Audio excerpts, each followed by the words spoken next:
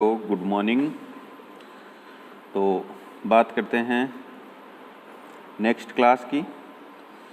जैसा कि आपको पता है हम बायोटेक्नोलॉजी के ई वीडियो लेक्चर बना रहे हैं और इसमें हमारा टॉपिक है plant tissue culture.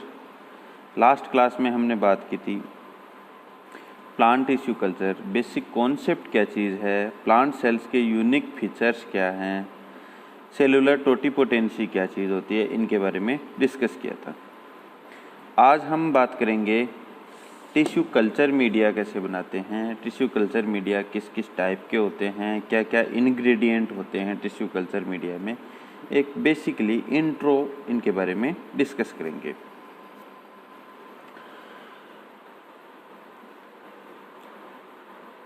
Last class में जो बात की थी हमने टोटिपोटेंसी, उसमें हम 3 वर्ड डिस्कस किए थे, टोटिपोटेंसी, मल्टीपोटेंसी और प्लूरीपोटेंसी। उनके बारे में आपको ध्यान रखना है, डेफिनेशन ध्यान रखनी है। एज एग्जाम्पल उसके बारे में पूछा जा सकता है।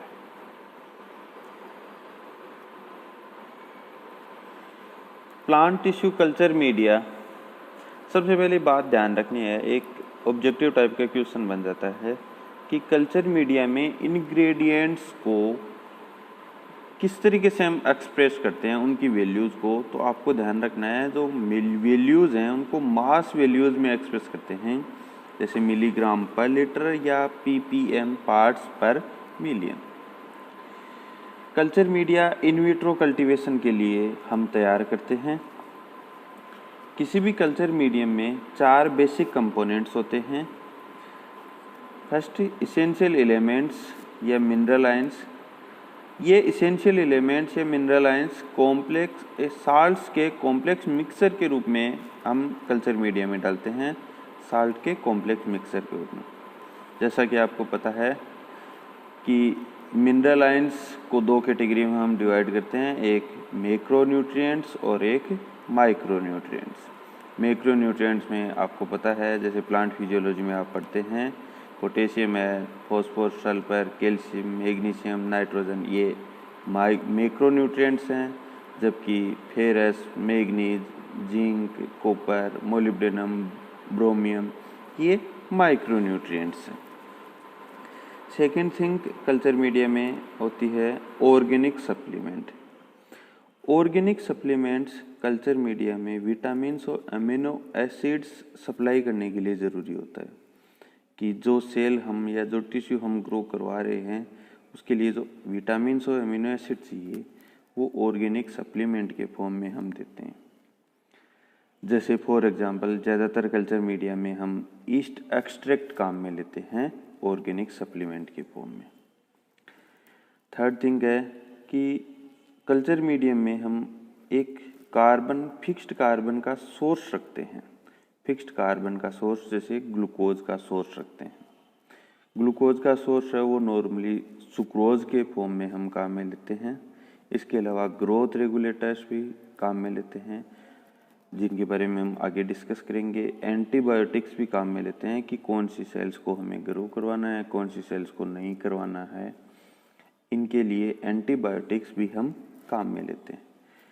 फोर्थ जो बेसिक कंपोनेंट है वो होता है जेलिंग एजेंट, कि इन सब चीज़ों को आप एक जगह रख रहे हो, एक सरफेस दे रहे हो, उस सरफेस को बोलते हैं gelling agent. Gelling agent mainly जो काम में लेते हैं वो अगार काम में लेते हैं। जेलिंग एजेंट के बेस पर कल्चर मीडियम है वो सॉलिड मीडियम भी हो सकते हैं, सेमी सॉलिड हो सकते हैं या लिक्विड मीडियम हो सकते हैं। सॉलिड और सेमी सॉलिड कल्चर मीडियम के लिए जो सॉलिडिफाइंग एजेंट काम में लेते हैं वो अगार काम में लेते हैं, जो एक पॉलीसेकेराइड है। ये अगार कुछ सीवीड्स होती हैं, रोडोफाइसी के मेंबर्स होते हैं, जैसे जेलेडियम, उनसे प्राप्त होता है। उनकी सेल वॉल का एक हिस्सा होता है, उससे हम अगार प्राप्त करते हैं। अगार को ज़्यादातर कल्चर मीडियम में अगार को ही काम में लेते हैं। क्यों? क्योंकि अगार को काम में लेने के 2-3 फायदे हैं। पहला तो अगार जो और बाकी मीडिया कॉन्स्टिट्यूएंट्स हैं, जैसे इसेंशियल एलिमेंट्स है, ऑर्गेनिक सप्लीमेंट है, ग्रोथ रेगुलेटर्स है, उनके साथ रिएक्शन नहीं करता, नॉन रिएक्टिव होता है। दूसरी चीज़ कि ये प्लांट एंजाइम्स से डाइजेस्ट नहीं होता, कि आपने मान लो कोई टिश्यू ग्रो करवा रहे हो तो सेल्स के अंदर जो प्लांट एंजाइम बनते हैं उनसे डाइजेस्ट नहीं होता इजीली। और थर्ड कि इंक्यूबेशन पे आप अलग अलग टेम्परेचर दे रहे हो, लो टेम्परेचर है, हाई टेम्परेचर है, उन पे स्टेबल रहता है। तो ये 3-4 फायदे हैं, इसलिए ज़्यादातर कल्चर मीडियम में हम अगार काम में लेते हैं। लिक्विड मीडिया जो हैं वो सस्पेंशन कल्चर के लिए काम में लेते हैं। सस्पेंशन कल्चर जिसमें सेल्स का एक सस्पेंशन तैयार करते हैं, उसमें सॉलिडिफाई सरफेस की ज़रूरत नहीं होती, लिक्विड होते हैं। ये माइक्रो प्रोपेगेशन वर्क में काम में आते हैं, जिनके बारे में आगे डिस्कस करेंगे। ग्रोथ रेगुलेटर्स हैं। ग्रोथ रेगुलेटर्स बेसिकली 7 टाइप के ग्रोथ रेगुलेटर काम में आते हैं, जिनमें से 4 टाइप के ग्रोथ रेगुलेटर्स हम यहाँ डिस्कस करेंगे। ऑक्सिन जो ग्रोथ हार्मोन है, ऑक्सिन है, ये काम में लेते हैं। ऑक्सिन की जो सिंथेटिक फॉर्म है जो कल्चर मीडियम में हम ज़्यादातर मिलाते हैं वो होती है 2,4-D।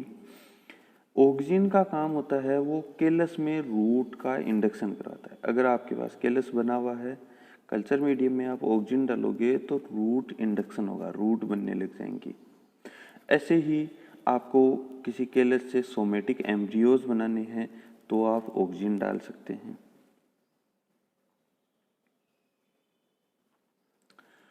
इसके अलावा जैसे एक्सिलरी बर्ड्स का इनिबिशन करवाना है, कि आपने एक छोटा प्लांटलेट तैयार कराया है और उसमें एक्सिलरी बर्ड निकल रही हैं, पास से बर्ड्स निकल रही हैं जो लेटरल ब्रांचेज बनाती हैं, तो उन्हें आपको इनिबिट करवाना है तो आप ऑक्सिन काम में ले सकते हैं। साइटोकाइनिन जो सिंथेटिक फॉर्म हम कल्चर मीडियम में काम में लेते हैं वो BAP। साइटोकाइनिन का काम होता है केलस में सूट तैयार करवाना, सूट का इंडक्शन करवाना। उसके अलावा एक्सिलरी बर्ड्स आपको बनानी है, इंडक्शन करवाना है, तो आप साइटोकाइनिन काम में ले सकते हैं। जिब्रेलिन जिब्रेलिन का काम होता है डोरमेंसी ब्रेक करना, कि आपने कोई एम्ब्रियोजेनेसिस की और एम्ब्रियो डोरमेंसी में चला गया तो उसको ब्रेक करवाने के लिए GA काम में लेते हैं। ABA एब्सिसिक एसिड, ये सोमेटिक एम्ब्रियोज को मेच्योर करवाने के लिए काम में लेते हैं। बल्ब और ट्यूबर फॉर्म करवाने के लिए काम में लेते हैं और डोरमेंसी इंडक्शन करवाने के लिए, कोज करवाने के लिए भी ABA काम में लेते हैं। ये कुछ ग्रोथ रेगुलेटर्स हैं जो मेनली यहाँ पर काम में आते हैं। इनके अलावा जैसे इथाइलिन ग्रोथ रेगुलेटर है। इथाइलिन फ्रूट्स को रेपेनिंग के लिए, लीव्स को सेंस करवाने के लिए काम में लिया जाता है। पोलियमाइंस हैं, ये एडवेंटियस रूट्स फॉर्मेशन को इंडक्शन करवाने के लिए काम में लेते हैं। सूट फॉर्मेशन को इंडक्शन करवाने के लिए काम में लेते हैं।